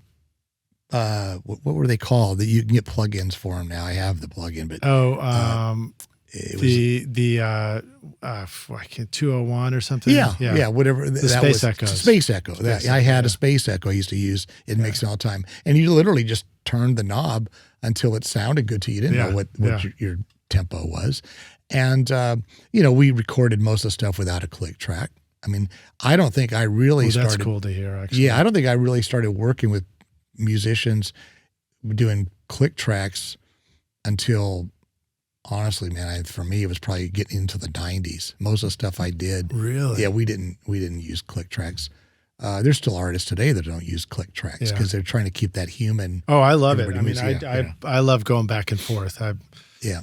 I personally sort of have evolved to an understanding of some things are better without a click, some things are better with a click. Yeah, it's music, and it should feel good. Are you recording your own music or other people's music in your studio, but you're having trouble figuring out how to get your mixes to sound great? Do they sound weak and distant or lack punch and clarity? Well, I've got a gift for you to help you take your mixes from sounding like basement demos to sounding a lot more like professional mixes, and it's my free course called Mix Master Bundle. This course will show you how to get pro-sounding mixes from your home studio with free and stock plugins in Pro Tools. And the best part is, these mixing techniques will work for you in any DAW, whether you're in Logic, Cubase, PreSonus Studio One, Reaper, or anything you can think of. Are you ready to make your best record ever? Then go to mixmasterbundle.com to get started for free now, and you can find the clickable link in the show notes of this episode.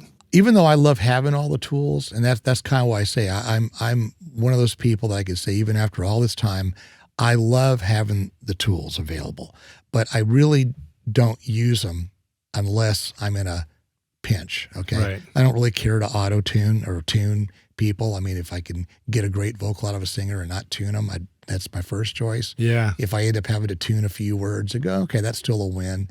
But I really, same thing with all this stuff, it's like, I generally, even on my productions, I generally don't like cut and paste choruses and all that. I mean, I use it if this chorus is just better than the other two, but generally, I just have, people play each part. So there's a little variety in it, I do that too. And then sometimes I might go and I wouldn't cut and paste the chorus. I mean, if I'm working on loop-based production where it's meant to be that way, I might, but I like doing what you said. And then sometimes I remember, sometimes it's good to go listen to each chorus and be like, you know what, this one really does sound a lot better. What's it like if we copy it? Yeah, and it's easy to copy and paste and do all that. And so I'm not totally opposed to those things. I'm just kind of pointing out that my own style, are we getting some thunder here? Yeah, we got a little storm rolling in. But my own style is to try to keep things as organic as I can, knowing that I have all these amazing tools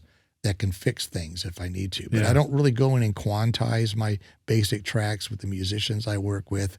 I don't want to get myself where I've got it so focused on a grid that I'm looking to see that the, kick drum is 2 milliseconds out from the bass or something, and I start making things sterile. That's just my style, Well, I've made things sterile before. Well, I think all it helps have. when you've done it, when you've really screwed something up by making it perfect. Yeah. And then you realize you don't like what you just did. Yeah. It's interesting because, again, I keep going back to being artist-driven in this music. And I remember even with Cubase and New Window, a demo where they were showing, how easy you can quantize tracks. Right. And they took a classic Earth, Wind, and Fire track. It might have been September. I don't remember exactly which song it was now, but they, show on the band was amazing, still is amazing, but they were amazing. And, you look at that stuff on a grid and you go, oh, wow, the tempo is moving, but the whole band moved together because that's what they do. Right. And so then the demonstrations, they show you how, oh, wow, you can go in with the DAW and quantize it and it'll all be perfect. And it's quite amazing. It's like couple of clicks and you've done that. And I remember listening back when they're doing the demo and go, well, this technology is amazing. I'll probably use it someday for something. But see, that just completely destroyed an Earth, Wind, and Fire classic recording. So I wouldn't change that recording, And there's lots of examples of that. The Fleetwood Mac Rumours experience kind of taught me that everything doesn't have to be like sample accurate. It just has to feel right. Did you get on the phone and text, "Hey George, you wouldn't believe what they're doing to your track down here." But that's the thing. It's like it's good to have the tools, and sometimes we need to pull out of we have a giant chest of tools now. Yeah. But I do try to do things more organically. Still, we talked today at lunch. With some people about. I produced a project I got to do some live strings on. Yeah. And it's just, it's just different to me. It's like, we can program that stuff and it's good. It's real good. But there's still a difference when you have musicians in a room all playing and it's just the variances are what make it so special. Yeah, there's a difference in the experience of listening to it at the end, but there's also a difference in the experience of just creating it. I mean, if you make it all with, it's amazing to be able to make stuff with plugins and, keyboards and stuff like that, but you don't necessarily come home with quite the same memories that you do working with a room full of string players on a session. That's right. Seeing their faces, getting to talk to them. I think it's good for us to just remember that the experience of making records together, and what you said earlier, you said something. Oh, it takes a village, right? Yeah, well, and it does. It's a creative team always. I mean, to me, everybody that's in a control room when you're recording or mixing is participating in some way, and and it's. I mean, it might even sound a little selfish that for us saying, oh, we get to experience.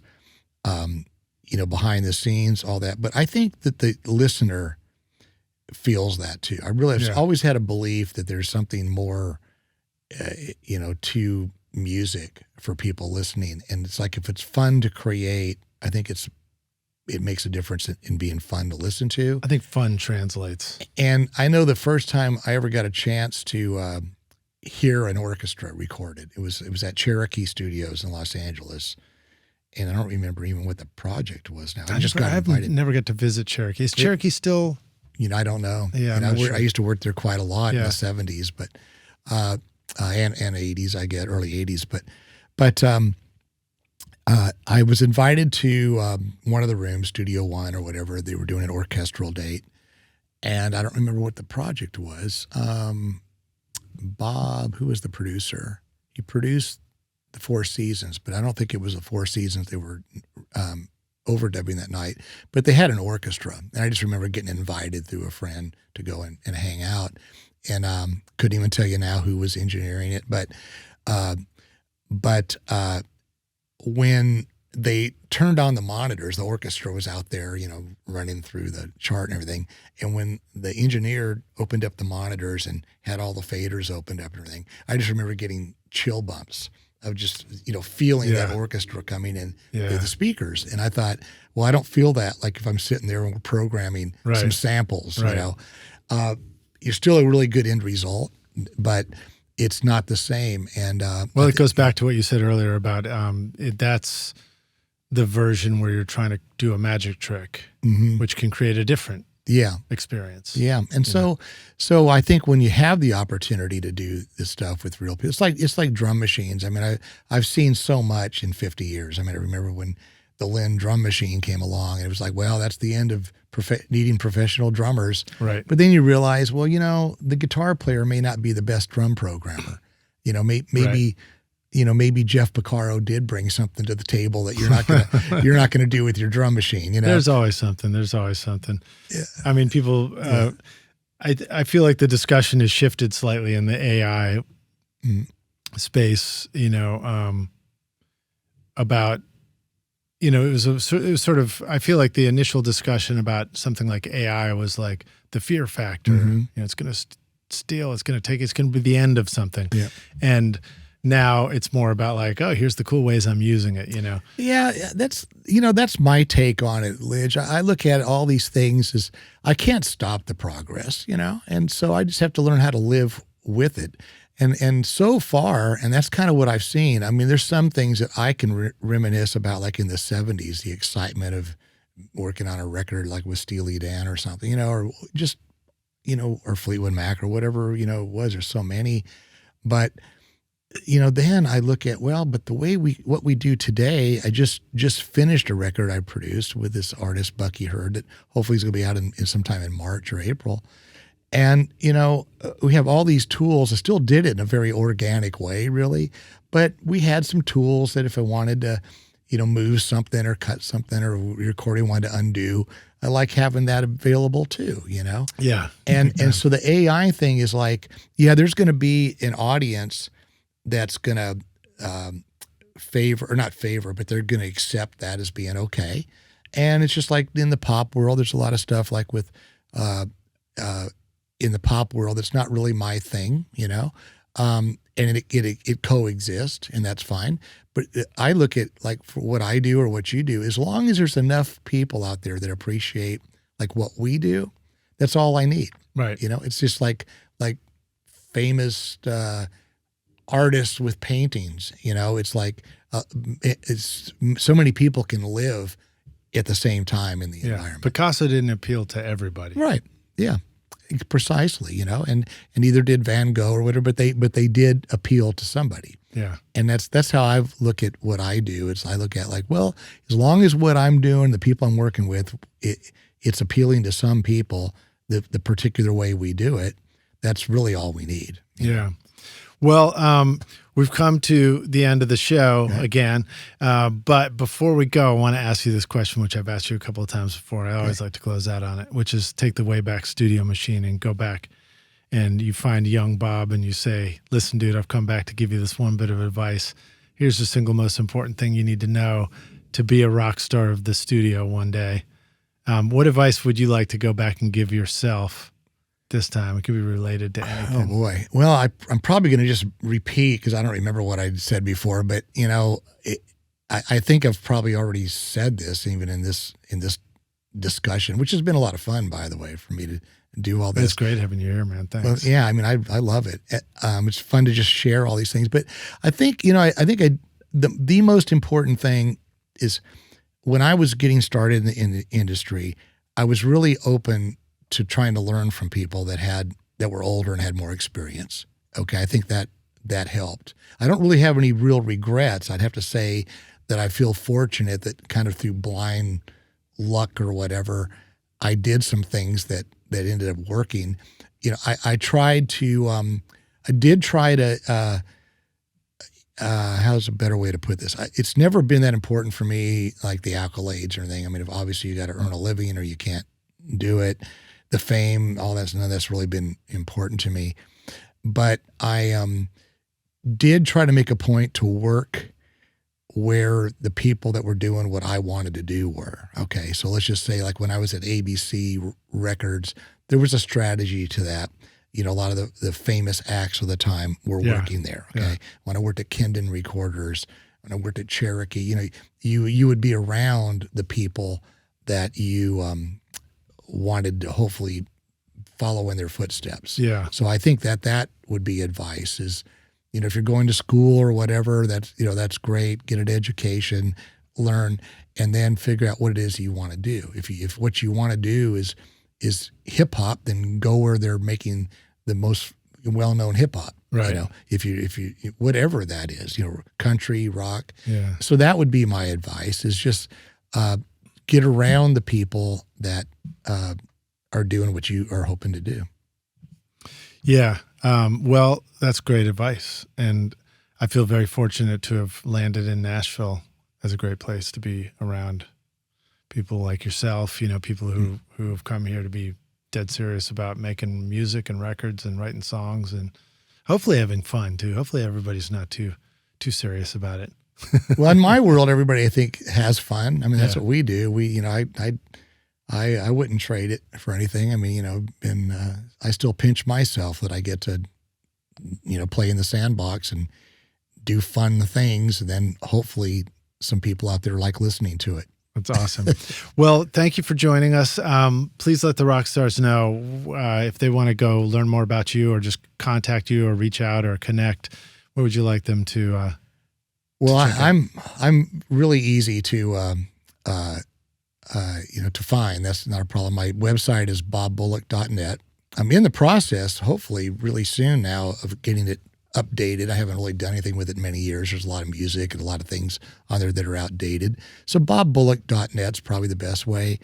I've become a fan of muso.ai for, it really keeps track of, what you're doing and where it's being streamed. Well, you've only got 50 years of records to keep track of. I mean, so. it's kind of staggering for me to even go, wow, I guess in 50 years you can add up a lot of different things. But I think for young composers and producers and artists, I think it's great that that's kind of it's AI, but it's an AI way of keeping track of like where your music is being streamed to help you know where your audiences are. And so I think they have a vehicle of even like Spotify through that. But yeah, really the main thing, the way to get in touch with me is probably through my website. Cool. Well, thanks for joining us on the show today. Rockstars, thank you so much for listening and watching. Please remember to subscribe to our channel and like this video if you enjoyed hearing from Bob. And maybe we'll be lucky enough to have him come back again. Anytime. So love to. And I guess I'll just see you around the studio, dude. Yep. Soon. Yeah. We'll see. We'll be around the campus for sure. So. Awesome. Cheers.